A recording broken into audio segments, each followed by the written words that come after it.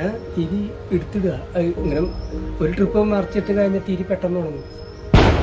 അപ്പോഴാണ് പെട്ടെന്ന് ഒരു 5 മീറ്റർ അകലെ എന്നരട്ടി എന്റെ നോക്കി ഞാൻ മറിയുമ്പോഴേക്കും ഞാൻ ഇട്ട തിരിയൊക്കെ തട്ടി. എനിക്ക് മനസ്സിലായി ഞാൻ ഓടുമ്പോഴേക്കും ഈ മിന്നിൽ ഇവിടെ നറുചട്ട് പൊട്ടി.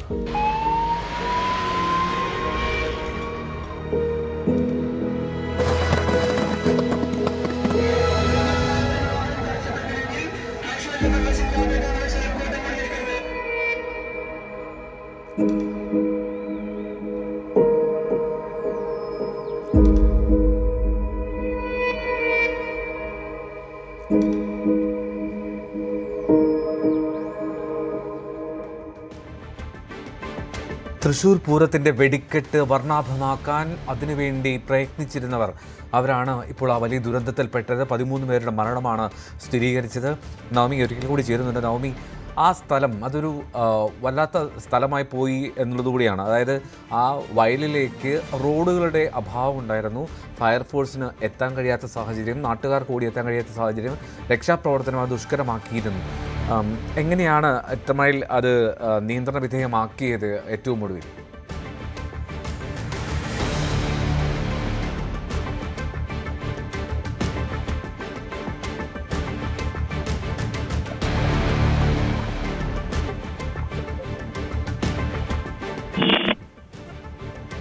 തൃശ്ശൂരിൽ വലിയ സ്ഫോടനമാണ് ഉണ്ടായത്. തൃശ്ശൂരിൽ നടന്ന ആ സ്ഫോടനത്തിൻ്റെ പ്രധാനപ്പെട്ട കാര്യം, ആ പൂരത്തിൻ്റെ ഒരുക്കങ്ങൾക്കിടെയാണ് ആ പടക്ക നിർമ്മാണശാലയിൽ സ്ഫോടനമുണ്ടായത്. 13 പേർക്കാണ് ജീവൻ നഷ്ടമായത്.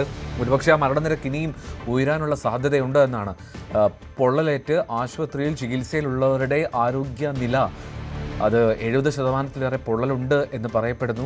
അപ്പോൾ ഒരു പക്ഷേ നമ്മൾ ആഗ്രഹിക്കാത്ത വാർത്തകൾ ഇനിയും വരാനുള്ള സാഹചര്യമുണ്ട്. നവമി, കേൾക്കാമോ? നവമി, എങ്ങനെയായിരുന്നു ഈ രക്ഷാപ്രവർത്തനത്തിന് ആ റോഡുകളില്ലാത്തത് അവിടെ ഒരു പ്രതിസന്ധിയായിരുന്നു? ഈ വലിയൊരു പാടമാണ്, നമ്മൾ ആ ദൃശ്യങ്ങളിൽ തന്നെ കാണാം. സമീപ പ്രദേശത്ത് ഈ പാടത്തേക്ക് എത്താൻ നല്ലൊരു റോഡില്ല. ഈ ഫയർഫോഴ്സും JCB ഉപയോഗിച്ച് ബണ്ട് പൊളിച്ചാണ് ഫയർഫോഴ്സിന് അകത്തേക്ക് എത്താൻ കഴിഞ്ഞത്. അതുകൊണ്ട് തന്നെ രക്ഷാപ്രവർത്തനം വൈകാൻ കാരണം അതും കൂടി ആയിട്ടുണ്ട്. കാരണം ഈ ഫയർഫോഴ്സിന് ഉള്ളിലേക്ക് എത്താൻ കഴിഞ്ഞില്ല. പ്രത്യേകിച്ച് വയൽ പ്രദേശമാണ്, അടുത്തൊന്നും മറ്റ് കെട്ടിടങ്ങളൊന്നും തന്നെ ഇല്ല, നല്ലൊരു റോഡില്ല. ബണ്ട് പൊളിച്ച് ഫയർഫോഴ്സിന് അകത്തേക്ക് എത്തിക്കേണ്ട സാഹചര്യമുണ്ടായി. അപ്പോഴും ഈ ആളി പടർന്നത് കൊണ്ടും തുടർച്ചയായിട്ടുള്ള സ്ഫോടനങ്ങൾ സംഭവിക്കുന്നത് കൊണ്ട് പോലും ഫയർഫോഴ്സിന് അകത്തേക്ക് എത്താൻ കഴിഞ്ഞില്ല എന്നുള്ളത് വലിയ നിരാശയായിരുന്നു തുടക്ക സമയത്ത്. പ്രത്യേകിച്ച് രക്ഷാപ്രവർത്തനത്തെത്തുന്ന ആളുകൾ, നാട്ടുകാർ ഈ സംഭവം അറിഞ്ഞ ഉടനെ തന്നെ, അതായത് സമീപത്തുള്ള ഒരു വീട്ടിലുള്ള ഒരാളാണ് ഈ ശബ്ദം കേട്ട് ആദ്യം അദ്ദേഹം ഭൂകമ്പമാണോ എന്ന് സംശയിച്ചു.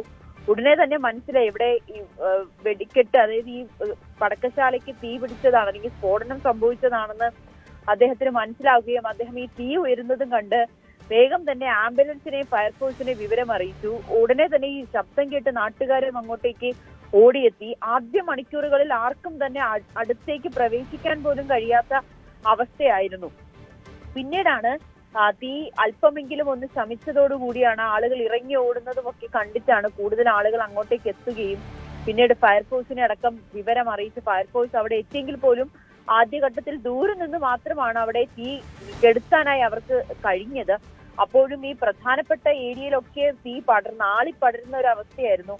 പലർക്കും പുറത്തേക്ക് ഓടി രക്ഷപ്പെടാൻ കഴിയാത്ത അവസ്ഥയിലേക്ക് അകപ്പെട്ടു പോകുന്ന ഒരു സാഹചര്യം കൂടിയായിരുന്നു. അവരെ ഇപ്പോഴും പുറത്തേക്ക് എടുത്തിട്ടില്ല എന്നുള്ളതാണ് ഏറെ വേദനിപ്പിക്കുന്ന കാര്യം. എന്തായാലും ഇടയ്ക്കിടയ്ക്കുള്ള ഒരു സ്ഫോടനം ഇപ്പോഴും ഈ രക്ഷാപ്രവർത്തനത്തിന് ഒരു തടസ്സമായിട്ട് നിൽക്കുന്നുണ്ട്. എങ്കിൽ പോലും കൃത്യമായിട്ടുള്ള അവിടേക്ക് ഫയർഫോഴ്സ് ഉള്ളിലേക്ക് എത്തുകയും ആളുകൾ അവിടെ എത്തി രക്ഷാപ്രവർത്തനം നടത്തുകയും ചെയ്യുന്നുണ്ട്. നേരത്തെ മന്ത്രി അടക്കം പറഞ്ഞതുപോലെ ഓരോ ശരീരഭാഗങ്ങളായിട്ടൊക്കെയാണ് ആശുപത്രിയിൽ എത്തിക്കുന്നത്. അതുകൊണ്ട് തന്നെ ഒരാളുടെ ശരീരഭാഗം തന്നെയാണോ അതോ കൂടുതൽ ആളുകളുടെ ഉണ്ടോ എന്നുള്ളൊരു സംശയം നിലനിൽക്കുന്നുണ്ട്. അതുകൊണ്ടാണ് മരണസംഖ്യ 13-ക്കാലും ഉയരാനോ അല്ലെങ്കിൽ അതിനേക്കാളും താഴാനോ സാധ്യതയുണ്ടെന്ന് പറയുന്നത്. അപ്പോഴും രക്ഷപ്പെട്ട ആളുകൾ എവിടെ എന്നൊരു ചോദ്യം കൂടി ബാക്കിയാകുന്നുണ്ട്. ഇതിൽ 7-8 പേര് മാത്രമാണ് ആശുപത്രിയിൽ ഉള്ളത്. അതിൽ പലരും 75-ലേറെ പേർക്കാണ് 70%-ലധികം പൊള്ളലേറ്റ്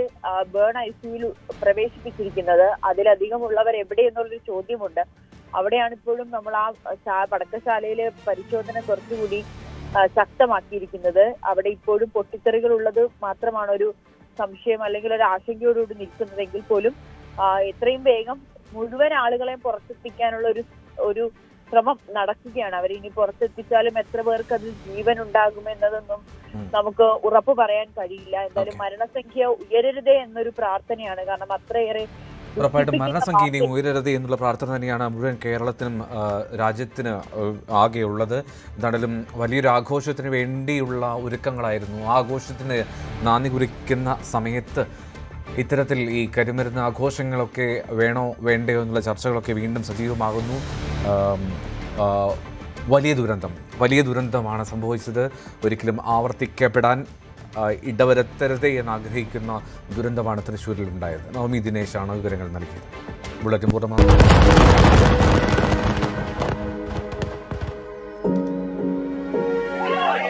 ഞാൻ തിരി എടുത്തിടുക, ഇങ്ങനെ ഒരു ട്രിപ്പ് മറിച്ചിട്ട് കഴിഞ്ഞ തിരി പെട്ടെന്ന് തുടങ്ങും.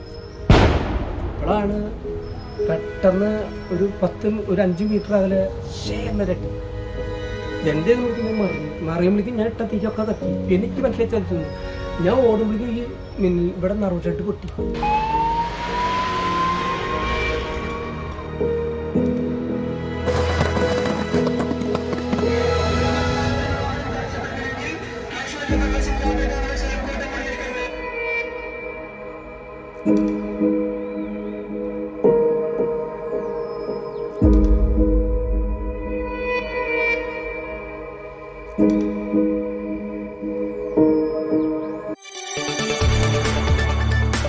കൂടുതൽ വാർത്തകൾക്ക് News 18 Keralam YouTube channel subscribe ചെയ്യുക.